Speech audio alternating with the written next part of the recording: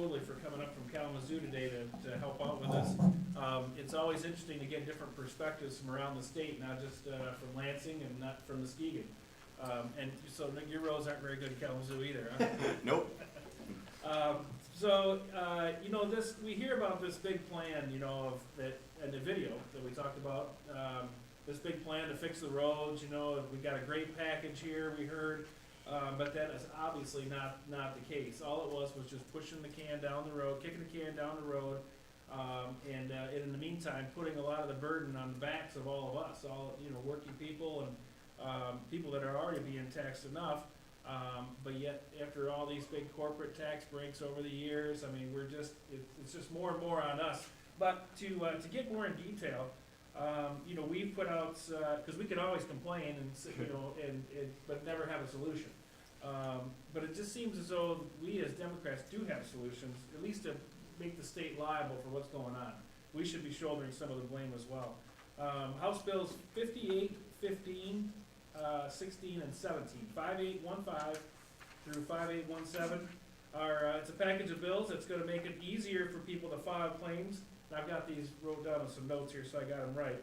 But it's going to make it easier for people to file a claim with the state when you're hitting a pothole with your car and it's tearing up your car. There needs to be some sort of resolution to that. But also, it's going to speed up the time in which these locals have to fix these holes.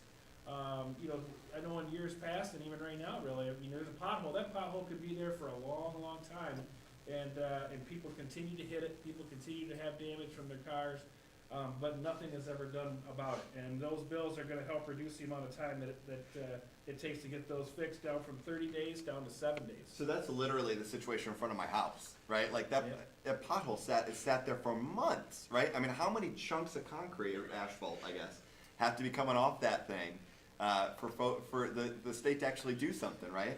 And it was, we know it's there, we're getting to it, right? I can't park in my driveway because I don't want to break another windshield, right? And so it's just got to sit there while they take forever to get it done. And by the way, it's never their fault, and it's they can't ever hold them accountable.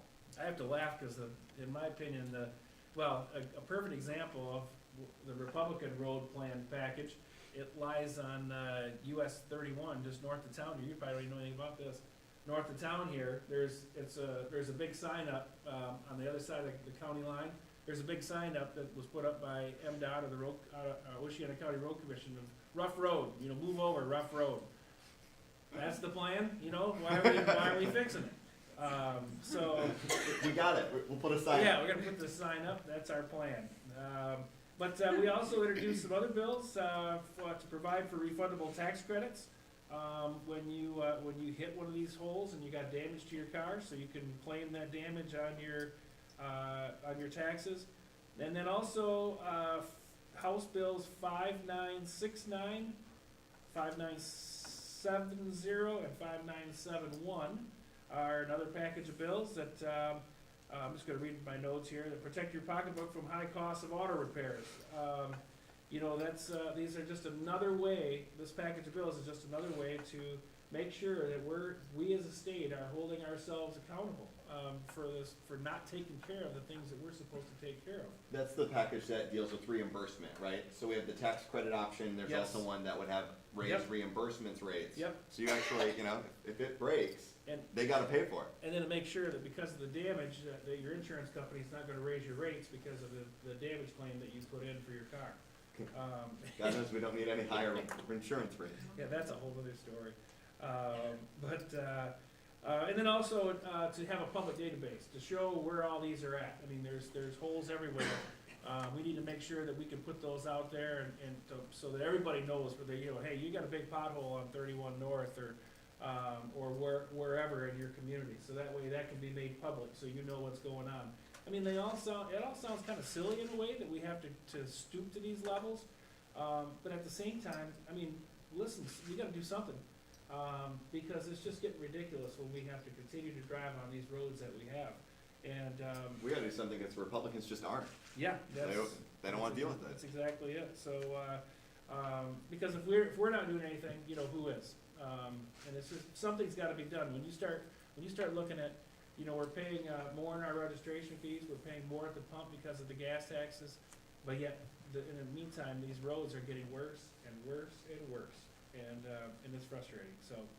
I do have a question from the audience. Oh, I have a few of them, so if anybody else has some, Great. please write them down. But to get started, the first one is, can either one of you representatives expand on how big tax cuts to corporations make sense when heavy trucks that distribute product create much more damage than a commuter vehicle?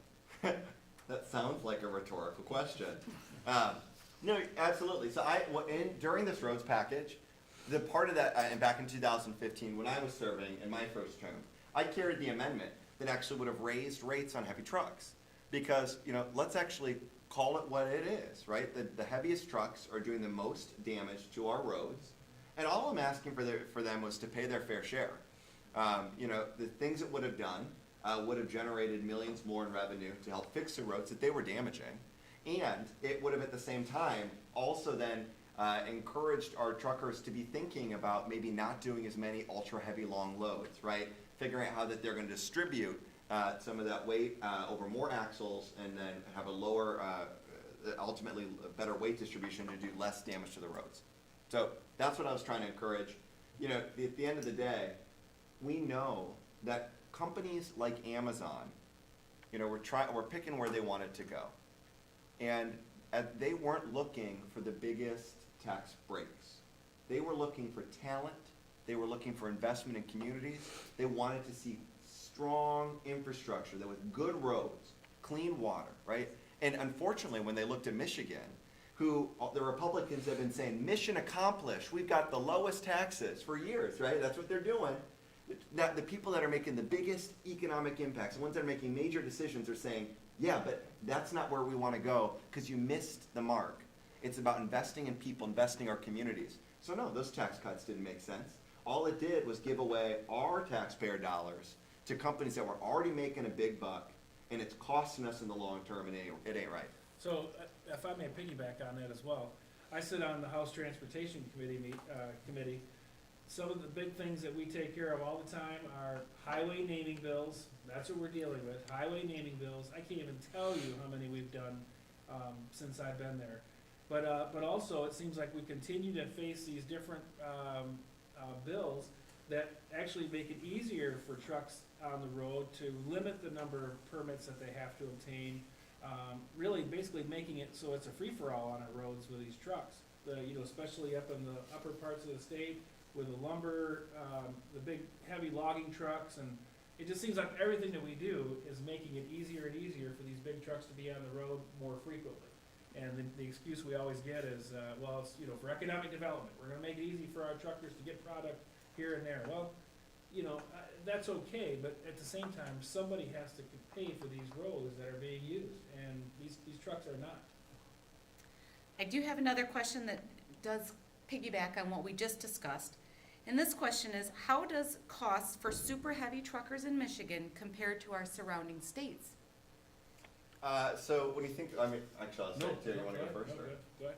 So a couple of things we know. Of course, we participate in the national systems that deal with truck weights and mileage, and so you know that's a national system, and we're part of that.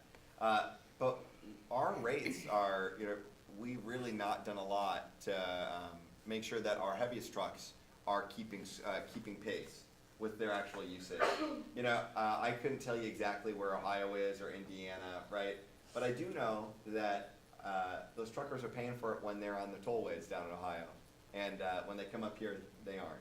I can also tell you that when we're looking at overall rates, even the fact that we finally raised the diesel rate just a little bit in terms of the gas tax was seen as a major jobs killer, and it's going to kill the industry, and it didn't, right? I mean, all it did was make sure that we were starting to get at least a little bit more parity in there.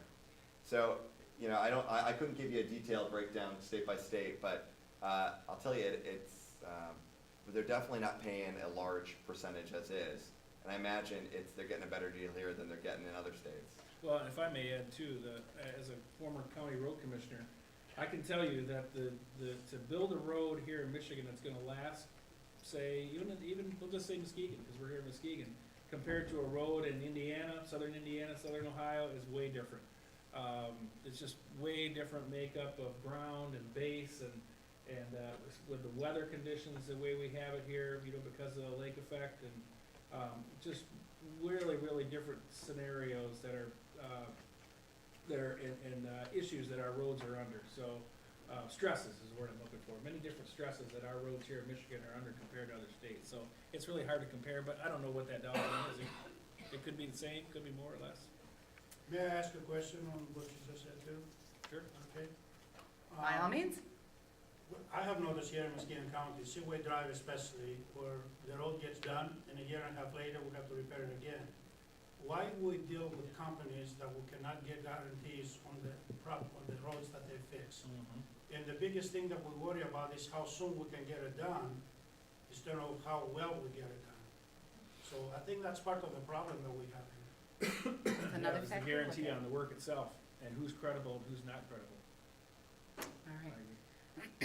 I'm going to move on to the next question. It's a little bit off of this topic, but since we have two state representatives, we're going to ask you and see what you have to say. The question is, it seems like a waste of tax dollars to put work requirements on Medicaid recipients. Many Medicaid recipients already work, but in low-paying jobs.